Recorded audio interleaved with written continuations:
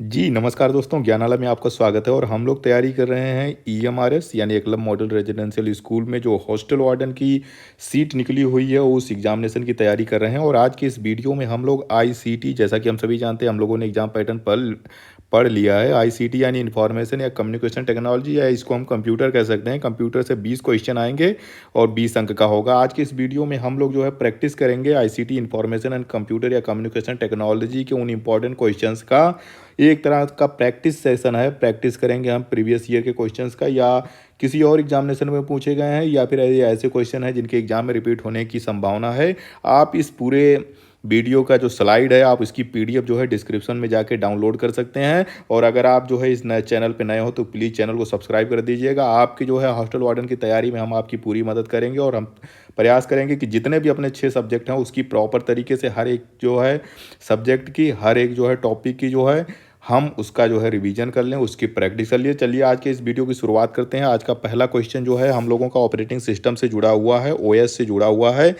किस operating system के बारे में बात की जा रही है कि स्मार्टफोनों और टैबलेट के लिए डिजाइन किया गया है? ये पूछ रहा कि वो कौन सा ऑपरेटिंग सिस्टम है, या फिर वो कौन सा ओएस है जो स्मार्टफोन यानी जो हमारे मोबाइल फ़ोन है वो, और जो टैबलेट्स आते हैं उनमें यूज होता है। विंडोज़ की बात करें तो विंडोज़ मेनली जो होता है ये लैपटॉप्स एंड कंप्यूटर्स के लिए बनाया गया है, जो माइक्रोसॉफ्ट का ऑपरेटिंग सिस्टम है। तो ये मोबाइल फ़ोन में ज़्यादा चलता नहीं है। मोबाइल फ़ोन में जो चलता है वो अपना एंड्रॉयड चलता है।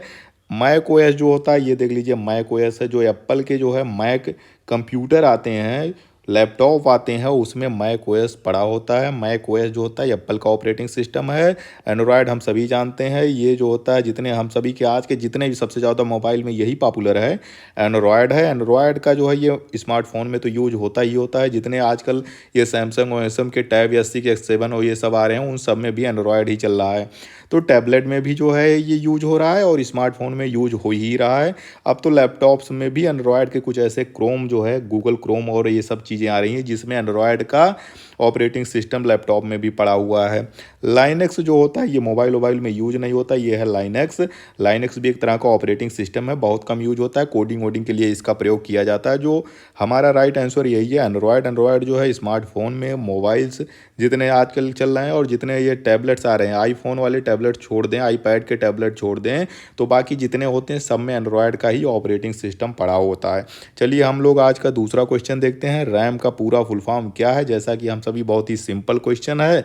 हर एग्जामिनेशन में रैम से कुछ ना कुछ उठा ही लेता है। एक होता है रैम और एक होता है रोम। दो तरह की मेमोरी होती है मेनली जो कंप्यूटर में जुड़ी होती है। एक होता है रैम और एक होता है रोम। रैम का मतलब होता है random access memory, random access memory, और रोम का मतलब होता है रीड ओनली मेमोरी।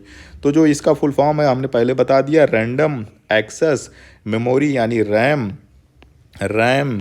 बाकी और जो है रीड ओनली मेमोरी, ये तो रोम हो गया। और reductant array of memory, rapid access memory. तो हमारा रैम का जो फुल फॉर्म है वो है सीधा पहला जो ए ऑप्शन है, रैंडम एक्सेस मेमोरी। रैम में ये होता है कि इसको बोलाटाइल बोलाटाइल मेमोरी भी कहते हैं, बोलाटाइल मेमोरी कहते हैं। और रोम को जो है नॉन बोलाटाइल मेमोरी कहते हैं। बोलाटाइल का मतलब ये होता है कि जब तक कंप्यूटर चलता रहता है तब तक तो इसमें कोई चीज़ स्टोर होती है। जितने भी ओएस की जो ऑपरेटिंग सिस्टम का जो प्रोसेसिंग का काम होता है, जो चल रहा है, मान लीजिए हम किसी चीज़ पे कोई काम कर रहे हैं, तो उसकी जो जो जो भी काम हम कर रहे हैं, जो भी मेमोरी की ज़रूरत होगी, उसमें जो डेटा होगा वो रैम में स्टोर रहता है। रैम, जैसा कि हम सभी जब लैपटॉप खरीदते हैं, आजकल मोबाइल में भी जो है 8 GB का जो है रैम देता है, देगा। 16 GB का रैम पड़ा हुआ है। इसी तरह जो है हम लैपटॉप खरीदते हैं उसमें भी 8 GB का, 16 GB का रैम पड़ा हुआ, 32 GB का रैम पड़ा हुआ है। तो रैम से, उससे जितना बढ़िया, जितना ज़्यादा रैम की मेमोरी होती है, हम कहते हैं कि वो स्पीड जो होते हैं उस कंप्यूटर की, उस मोबाइल की एफिशिएंसी ज़्यादा होती है। हम उससे मल्टीटास्किंग ज़्यादा कर सकते हैं, मल्टी प्रोसेसिंग कर सकते हैं, एक साथ बहुत सारे एप्लीकेशन चला सकते हैं। अगर कम रैम होता तो क्या होता है कि हैंग होने लगती है, मोबाइल हैंग होने लगता है। लैपटॉप पे अगर जो है ज़्यादा चीज़ हम कोई हैवी एप्लीकेशन या कोई बड़ा गेम चला देते हैं तो वो जो होता है हैंग करने लगता है। तो जितना ज़्यादा रैम होता है, कहते हैं कि उतना ज़्यादा एफिशिएंट वो कंप्यूटर है, उतना तेज़ चलेगा। रोम का होता है रीड ओनली मेमोरी। रीड का मतलब है, रैम पे ये होता है कि भाई कोई चीज़ चल रही है तो जो वर्तमान में चल रही है वो चीज़ तो उस पर चलेगी। जैसे ही आप अपना कंप्यूटर स्टार्ट या रीस्टार्ट करोगे, इस पर जो भी डेटा होता है वो डिलीट हो जाता है, वो गायब हो जाता है। फिर जब आप फिर से शुरू करेंगे तो उसको आपको नई चीज़ से शुरू करनी पड़ेगी। उसमें पुरानी वाली जो मेमोरी होती है वो साफ़ हो जाती है, हर बार वो नया हो जाता है, रिफ्रेश हो जाता है। लेकिन रोम में क्या होता है कि रोम जो होता है परमानेंट मेमोरी होती है, रीड ओनली मेमोरी जैसा ही इसका नाम है। इस पर आप राइट नहीं कर सकते, इस पर कोई चीज़ राइट नहीं होती। जो एक बार जब कंप्यूटर बन रहा होता है, जब मैन्युफैक्चरिंग हो रही होती है, तो जो चीज़ उसमें, जो सॉफ्टवेयर उसमें डाल दिया गया, जो ऑपरेटिंग सिस्टम डाल दी गई, वो फिर उसको कोई बदल नहीं सकता। वो एक बार बन गया तो परमानेंट है, उसको आप बार बार पढ़ सकते हो, आप उसको रीड कर सकते हो, लेकिन उस पर कोई और चीज़ राइट नहीं की जा सकती है। रैंडम एक्सेस में क्या होता है कि इसमें कुछ ऐसी चीज़ नहीं होती है। जितनी बार आपको रीड करना, चाहे आप रीड करिए उस पर, चाहे आपको कोई चीज़ राइट करनी हो तो राइट करिए। तो ये नॉन वोलाटाइल होती है रोम, और रैम जो होती है, मतलब रैम जो होती है वोलाटाइल होती है, और रोम जो होती है नॉन वोलाटाइल मेमोरी होती है। चलिए हम अपना तीसरा क्वेश्चन देखते हैं कि एमएस यानी माइक्रोसॉफ्ट आउटलुक का प्रयोग किसके लिए किया जाता है। आउटलुक जो है ईमेल है, ईमेल भेजने के काम आता है। जैसा कि हम जीमेल यूज करते हैं, वैसे ही माइक्रोसॉफ्ट का ईमेल सॉफ्टवेयर एक है। आप लोग एक बार देखिएगा, इसको खोल के चेक करिएगा। उसका नाम है आउटलुक, उसको कहते हैं। आउटलुक जो है ईमेल प्रबंधन और कैलेंडर उसके साथ जुड़ा होता है, कोई ऐसी चीज़ नहीं है। ईमेल प्रबंधन और कैलेंडर के लिए एमएस आउटलुक का प्रयोग किया जाता है। गेमिंग का कोई मतलब नहीं है, ऑनलाइन शॉपिंग इसका है नहीं। ऑपरेटिंग सिस्टम माइक्रोसॉफ्ट का जो है वो विंडो है। तो आउटलुक जो होता है, ये देख लीजिए इनबॉक्स है, इसमें दो चीज़ होती है, एक तो ईमेल होती है और उसी में कैलेंडर दिया होता है। तो एमएस आउटलुक का प्रयोग जो होता है ईमेल भेजने और रिसीव करने के लिए किया जाता है। आप ईमेल जो है इससे कोई अपना नया ईमेल आईडी भी बना सकते हैं। चलिए हम ना अपना चौथा क्वेश्चन देखते हैं। फिर एक और क्वेश्चन पूछा है कि एमएस एक्सेस मतलब माइक्रोसॉफ्ट एक्सेस का प्रधान प्रयोग मतलब मेन उपयोग किस काम में होता है। ये माइक्रोसॉफ्ट एमएस का जो है, एमएस ऑफिस का एक सॉफ्ट एप्लीकेशन है एक्सेस। एक्सेस का प्रयोग जो होता है डेटा बेस मैनेजमेंट के लिए होता है, वेब डिजाइनिंग के लिए होता है, वर्ड प्रोसेसिंग के लिए होता है, या ग्राफिक डिजाइनिंग के लिए होता है। तो सही आंसर है ये एक डीबीएमएस सॉफ्टवेयर है, डीबीएमएस, जिसका पूरा नाम है डाटा बेस मैनेजमेंट सॉफ्टवेयर। यानी एक डाटा बेस मैनेजमेंट सॉफ्टवेयर है। किसी डाटा को बनाना, क्रिएट करना, उसका मैनेजमेंट करना, उसको जो है एडिट करना, डिलीट करना, ये सब एक जो है एमएस मतलब डेटाबेस को इधर उधर करने के लिए जो होता है। कोई आप इन्वेंटरी बना रहे हो तो उसका उपयोग जो होता है एमएस एक्सेस का उपयोग किया जाता है। चलिए हम लोग अगला क्वेश्चन देखते हैं। वाईफाई का क्वेश्चन आ गया भाई। वाईफाई हम सभी यूज करते हैं। वाईफाई का फुल फॉर्म पूछा जा रहा है, उसका पूरा नाम क्या है। Wireless fidelity word internet facility, इसका कोई मतलब ही नहीं बन रहा है। वर्ड एरिया फाइबर इंटरफेस, ये भी कोई मतलब नहीं है। वर्ड इंफ्रानेट फीचर इंटीग्रेशन, ये भी कोई मतलब नहीं है। जो राइट आंसर है कि वायरलेस फिडिलिटी, जिसको हम वाईफाई शॉर्ट में कहते हैं, उसका पूरा नाम हो वाईफाई। जैसा कि हम जानते हैं कि बिना तार वाला अगर हमें इंटरनेट कनेक्शन चाहिए तो हम या तो किसी मॉडेम से जोड़ देते हैं, वायरलेस वाली वाईफाई के रूटर आते हैं वो हम खरीद सकते हैं, जियो का वाईफाई आता है, या फिर अगर हमारी मोबाइल होती है, हम मोबाइल में हॉटस्पॉट, अगर पर्सनल हॉटस्पॉट भी जो है चालू कर लेते हैं तो वो भी वाईफाई की तरह काम करने लगता है। और बिना किसी जो है तार के, बिना किसी वायर के, जिसमें भी वाईफाई सपोर्ट है, हम उसको जो है बिना तार के जो है वाईफाई सेलेक्ट करते हैं, पासवर्ड डालते हैं, अगर वो ओपन होगा तो बिना पासवर्ड के जो है अपने आप कनेक्ट हो जाता है, हम सीधे इंटरनेट से जुड़ जाते हैं और फिर इंटरनेट पे हमें जो करना होता है हम वो करना चालू कर देते हैं। चलिए छठा क्वेश्चन देखते हैं। किस तरह का डेटा इंटरनेट पर सुरक्षित रूप से भेजा जाता है। मतलब ये पूछा जा रहा है कि आपको इंटरनेट पे कोई डेटा भेजना है तो उसके लिए सुरक्षित तरीका क्या है। इस यहाँ पे कुछ प्रोटोकॉल दिए गए हैं। ये एक दिया है HTTPS, जिसका पूरा नाम होता है, ये जब आप कोई वेबसाइट खोलते हैं तो साइड में अब आप देखेंगे तो HTTPS ये लगा होता है, उसके बाद www शुरू होता है। तो इसी को जो है इसको प्रोटोकॉल कहते हैं। किसी भी इंटरनेट में ये इसको बिना देखे आप देखोगे तो सब में मिलेगा, ये ज़रूर प्रोटोकॉल ही है। अगर इंटरनेट पर आपको कोई भी इन्फॉर्मेशन या डेटा को ट्रांसफ़र करना है, चाहे आप कोई ईमेल भेज रहे हो, कोई चीज़, कोई वेबसाइट एक्सेस कर रहे हो, कुछ भी कर रहे हो, तो आपको HTTP की ज़रूरत पड़ती है, क्योंकि इंटरनेट पे बिना इसके डेटा आप भेज ही नहीं सकते। तो HTTPS का पूरा मतलब होता है कि हाइपर टेक्स्ट ट्रांसफ़र प्रोटोकॉल। क्या मतलब होता है। H का मतलब होता है हाइपर, एक T का मतलब होता है टेक्स्ट, और एक का मतलब होता है ट्रांसफ़र, और P का मतलब होता है प्रोटोकॉल, और यस का मतलब होता है सिक्योर। ठीक है, सिक्योर। तो एच टी टी पी सुरक्षित नहीं होता। HTTP जो होता है ये भी ट्रांसफ़र करने के काम ही आता है, ये भी डेटा ट्रांसफ़र का काम ही, इसका मतलब भी यही होता है हाइपरटेक्स्ट ट्रांसफ़र प्रोटोकॉल। बस ये सिक्योर नहीं होता है, ये सिक्योर कम होता है।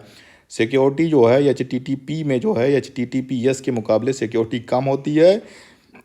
इसमें क्या होता है, HTTPS में क्या होती है, कुछ फीचर पर इंक्रिप्शन दे देंगे, कोड दे देंगे, कंप्यूटर का जो भी उस पे जो होता है, जो वेबसाइट पे एक्सेस करोगे तो वो ज़्यादा सिक्योर होगा, ज़्यादा सुरक्षित होगा, हैकर के लिए भी सुरक्षित वो होगा कि वो ज़्यादा उसको एक्सेस नहीं कर पाएगा। यूजर के जो डेटा होंगे उस पे अगर आप भी कोई भी चीज़ अपना डाल रहे हो किसी वेबसाइट पे हो तो ज़्यादा सिक्योर होता है, ज़्यादा सुरक्षित होता है। तो ये HTTPS यानी हाइपर टेक्स्ट ट्रांसफ़र प्रोटोकॉल का प्रयोग इंटरनेट पे सुरक्षित तरीके से डेटा को ट्रांसफ़र करने के लिए प्रयोग किया जाता है। बाकी और सारी चीज़ें गलत हैं। चलिए हम लोग अपना 7वां क्वेश्चन देखते हैं कि मालवेयर जो है क्या होते हैं। मालवेयर क्या होते हैं भाई? जहाँ पे माल आ जाए, माल का क्या मतलब होता है? आप जो सोचना बंद करिए। माल का जो है एक माल होता है माल न्यूट्रिशन, नाम सुना होगा। माल न्यूट्रिशन का मतलब होता है कुपोषण, मतलब जिसको ठीक से खाना नहीं मिल रहा है वो हो गया कुपोषित यानी कुपोषण हो गया। माल फंक्शन, माल फंक्शन का मतलब होता है माल फंक्शनिंग या माल फंक्शन मतलब जो सही से काम नहीं कर रहा है, सही से काम ना कर रहा हो, सही से काम ना करना। तो माल का मतलब होता है गलत या फिर कोई चीज़ निगेटिव सेंस में इसका लिया जाता है। जब भी कोई चीज़ आ जाए माल अगर जो उसमें जुड़ा हुआ है अलग। फिर वेयर का मतलब होता है, वेयर में कंप्यूटर नेट में हम लोग वही कंप्यूटर से जुड़ा हुआ या तो कोई सॉफ्टवेयर होगा या तो हार्डवेयर होगा। तो जो मेनली वेयर का मतलब जो होता है ये कंप्यूटर से जुड़ा हुआ शब्द हो सकता है। माल का मतलब होता है जो गलत चीज़ हो। तो चलिए हम लोग इसको समझ लेते हैं। वेब मेल के लिए सॉफ्टवेयर है, मेल वोल भेजने का इसका कोई काम आता नहीं है। ऑनलाइन विशेषज्ञ डॉक्टर, ये डॉक्टर तो है नहीं। कंप्यूटर पर किसी नुकसान कारक सॉफ्टवेयर का समूह है। जी हाँ, राइट आंसर मालवेयर का यही है कि एक तरह के क्या होते हैं मालवेयर जो होता है कंप्यूटर के प्रोग्राम होते हैं, सॉफ्टवेयर कुछ होते हैं जो कंप्यूटर को इन्फेक्ट करने के लिए, डेटा चुराने के लिए, हैक करने के लिए, इन सब के लिए प्रयोग किया जाता है। किसी भी गलत काम के लिए अगर कोई ऐसा सॉफ्टवेयर प्रयोग होता है तो हम कहते हैं कि ये एक तरह का मालवेयर है। ऑनलाइन शॉपिंग प्लेटफॉर्म है नहीं ये। तो राइट आंसर यही है कि कंप्यूटर पर किसी नुकसानकारक सॉफ्टवेयर का समूह है, जैसे spyware, adware, ransomware, Trojan, worm, root kits, backdoors, crypto टोकिंग और ये माल वर्टाइजिंग, ये सारे कितने, ये सब के सब जो है माल जो है मालवेयर कहलाते हैं। तो जो भी सॉफ्टवेयर या एप्लीकेशन या प्रोग्राम जो कंप्यूटर को नुकसान पहुंचाता है उसे हम मालवेयर कहते हैं। चलिए अपना 8वां क्वेश्चन देखते हैं। स्पैम क्या होता है? स्पैम किसे कहते हैं? अगर आप लोगों ने जो है ट्रू कॉलर डाला होता है, बहुत सारे जो है कंपनी के जो एडवर्टाइजमेंट आते हैं जब हमारे फ़ोन पे भी आते हैं, जब वो देता है कि भाई स्पैम कॉल है यार, सस्पेक्टेड स्कैम है, स्पैम है, स्कैम नहीं स्पैम है। इससे हमें पता चल जाता है कि ये क्या है, कोई जो है कंपनी वाला, कोई एडवर्टाइजमेंट वाला, कोई जो है फ्रॉड करने वाला, इस तरह का जो है कोई कॉलर है। दूसरा तरह जो है इंटरनेट का स्पैम ईमेल भी आते हैं, ईमेल भी आते हैं। गूगल में जो है जो ईमेल है गूगल का जीमेल, उसमें खोलेंगे तो उसमें स्पैम का एक फोल्डर भी दिखता है। अगर कोई ऐसी चीज़ उसको लगती है कि किसी जो है एडवर्टाइजमेंट वाले ने जो है ईमेल भेज दिया है, किसी अनजान व्यक्ति ने जो आपके जो है कॉन्टैक्ट लिस्ट में है ही नहीं, वो बार बार आपको ईमेल भेजे जा रहा है, तो समझ जाता है कि ये कुछ गलत करने की जो है इरादा इसमें रखता है। या तो एडवर्टाइज करेगा फर्जी का, या तो फ्रॉड करेगा, या तो जैसे आप उस पर क्लिक करोगे आपका कंप्यूटर हैक कर लेगा, मोबाइल हैक कर लेगा, या फिर आपकी यूजर आईडी पासवर्ड ये चुरा लेगा, आपका ऑनलाइन डेटा चुरा लेगा। हो सकता है कि आपने कोई बैंकिंग ट्रांजेक्शन किया हो, यूपीआई किया हो, उससे आपका पैसा भी निकाल सकता है। तो स्पैम क्या होते हैं? खाद्य वस्त्र हैं? अरे नहीं भाई, अवांछित और अधिक प्रमाणित ईमेल हैं। स्मार्टफोन के लिए सॉफ्टवेयर है, सॉफ्टवेयर तो ये है ही नहीं। वेब ब्राउजिंग की प्रक्रिया है, जी नहीं। तो इसमें जो राइट आंसर ये है कि अवांछित होते हैं, अनवांटेड होते हैं, अधिक प्रमाणिक ईमेल होते हैं। ऐसा लगता है कि बहुत किसी सही आदमी ने ईमेल किया होगा, पूरा वो पूरा ईमेल आईडी उसकी बढ़िया से लिखेंगे, उसका जो सब्जेक्ट होगा ईमेल का वो बढ़िया लिखेंगे कि जॉब अलर्ट लिख देंगे, हेलो फ्रेंड्स, हेलो ब्रदर, या कुछ भी बढ़िया चीज़ लिख लेंगे, अलर्ट लिख देंगे। तो बढ़िया ऐसा लगेगा कि यार बहुत किसी सही आदमी ने कोई प्रमाणित ईमेल भेजा हुआ है, किसी ज़रूरी ईमेल भेजा गया है। तो आप ज़रूर उसको खोलते हैं और उस पर अगर आप पढ़ेंगे फिर कोई ऐसी चीज़ लिखी होगी, किसी लिंक पे क्लिक कर देंगे तो फिर आपके साथ इसी तरह की हैकिंग या कोई चीज़ आपके साथ गलत चीज़ हो सकती है। तो ये होता है भाई स्पैम। चलिए अपना 9वां देखते हैं। शॉर्टकट की से क्वेश्चन पूछा गया है। अल्ट प्लस टैब का उपयोग किसके लिए किया जाता है? विंडो को बंद करने के लिए नहीं, विंडो बंद करने के लिए इसका प्रयोग नहीं होता। विभिन्न खुले हुए प्रोग्राम्स के बीच स्विच करने के लिए, राइट आंसर यही है। आप अगर आपके पास लैपटॉप होगा या कंप्यूटर होगा तो एक बार जो है अल्ट प्लस जो है टैब दबा के देखिएगा, देखिएगा क्या होता है। विंडो लॉक करने के लिए नहीं, विभिन्न वेबसाइट के बीच स्विच करने के लिए नहीं, जब आप अल्ट जो है ये जो है अल्टरनेट की अल्ट प्लस टैब दबाते हैं तो जितने भी आपके प्रोग्राम या टैब खुले होते हैं वो इस तरह से आ जाते हैं। अब आपको ये वाला क्लिक करना हो, चाहे ये वाला क्लिक करना हो, चाहे ये क्लिक करना हो, जो भी आप करेंगे तो ये स्विच करने के लिए आप इसको स्विच कर इस पर देख सकते हैं, यहाँ पे कर सकते हैं, ये खोल सकते हैं, जो भी आपको खोज करना करे। तो अगर आपके पास टैबलेट होगा, मोबाइल होगा, टैबलेट पे चलता नहीं, मोबाइल पे भी नहीं चलेगा। कंप्यूटर अगर आपके पास है, लैपटॉप है, तो ये आपकी दबा के चेक करिएगा कि क्या होता है। चलिए आज के भी इस वीडियो का अंतिम क्वेश्चन देखते हैं। बहुत ही खतरनाक टाइप का क्वेश्चन पूछा गया है कि इंजेक्शन अटैक क्या होता है। अटैक बहुत तरह के होते हैं, वायरस अटैक हो गया, पलाना वार्म अटैक हो गया, बहुत सारी चीज़ें होती हैं। इंजेक्शन अटैक क्या होता है? किसी व्यक्ति को टीका लगाना, भाई वैक्सीनेशन करना, अरे नहीं भाई ये तो कंप्यूटर का इंजेक्शन अटैक है, ये कोई कोरोना वायरस का अटैक थोड़ी ना जो टीका लगाने के काम आएगा। ये अछूतों को बाहर निकालने का प्रयास है। कंप्यूटर में कोई छुआछूत नहीं चलती है, सब कंप्यूटर में सब बराबर होते हैं, इंटरनेट में सब बराबर होते हैं। जो कमांड हमारे लिए काम करेगा वो सबके लिए काम करता है, उसमें कोई जाति धर्म और स्थान के आधार पर काम नहीं होता है। अपने वेबसाइट पर कुछ अनअधिकृत स्क्रिप्ट डालने का प्रयास, जी हाँ, वायरस के खिलाफ टीका ये भी नहीं है, वायरस के खिलाफ एंटीवायरस आते हैं। तो जो इंजेक्शन अटैक का पूरा मतलब है कि किसी वेबसाइट या किसी सॉफ्टवेयर या किसी प्रोग्राम में अनअधिकृत मतलब अनऑथोराइज तरीके से कोई स्क्रिप्ट डाल दीजिए, कोई कोड डाल दीजिए, उसको कहते हैं इंजेक्शन। इंजेक्शन क्या होता है, मान लीजिए कोई हैकर है, अब वो किसी वेबसाइट में थोड़ा सा स्क्रिप्ट डाल देगा, अगर अपने तरीके से उसको हैक करके उसमें कोई कोड डाल देगा, या कोई एप्लीकेशन है, कोई सॉफ्टवेयर है, क्या करेगा धीरे से जो है, इंजेक्शन का क्या मतलब, धीरे से कोंच देगा। तो कोई हैकर होगा तो क्या करेगा, उस प्रोग्राम में, उस सॉफ्टवेयर में, उस वेबसाइट में थोड़ा सा क्या करेगा, उसमें थोड़ा सा कोई स्क्रिप्ट डाल देगा, कोई वायरस टाइप का स्क्रिप्ट डाल देगा, कोई अलग से कोड डाल देगा। ये कोड क्या करेंगे, ये हो सकता है आपकी डेटा चुरा ले, हो सकता है वेबसाइट में अगर कोड डाल दिया है उसने, उसमें इंजेक्ट कर दिया धीरे से उसकी कोडिंग में। जो वेबसाइट बनती है तो कोडिंग होती है, जावा स्क्रिप्ट बनेगा या किसी और से C++ जो भी लैंग्वेज होती है उसमें बनेगा। तो उसमें से हैकर उसमें से थोड़ा सा कोई कोड उसमें इंजेक्ट कर देता है। इंजेक्ट करके क्या कर सकता है, हो सकता है वेबसाइट चलना बंद हो जाए, वेबसाइट का डेटा चोरी हो जाए, यूजर का डेटा चोरी हो जाए, वेबसाइट का पूरा तरीका बदल जाए, मतलब यहाँ ईमेल लिखा हो तो यहाँ कुछ और आ जाए, यहाँ पे कुछ और आ जाए, सारी चीज़ें उससे हैक की जा सकती है अगर इस तरह का। तो इसी को कहते हैं इंजेक्शन अटैक। अगर आप लोगों को ये वीडियो अच्छा लगा हुआ तो ज़रूर आप लोग इसको लाइक शेयर सब्सक्राइब करिएगा। और अगर आपका इसको PDF डाउनलोड करना है तो PDF जो है आप डिस्क्रिप्शन बॉक्स नीचे दिया हुआ, वहाँ पे हमने जो है इसको गूगल ड्राइव के रूप में डाल रखा, वहाँ से आप इसको डाउनलोड कर लीजिए, उसमें भी आंसर दिया हुआ है, तो आपके कभी भी आप इसको देख सकते हैं, आप इसको सॉल्व कर सकते हैं।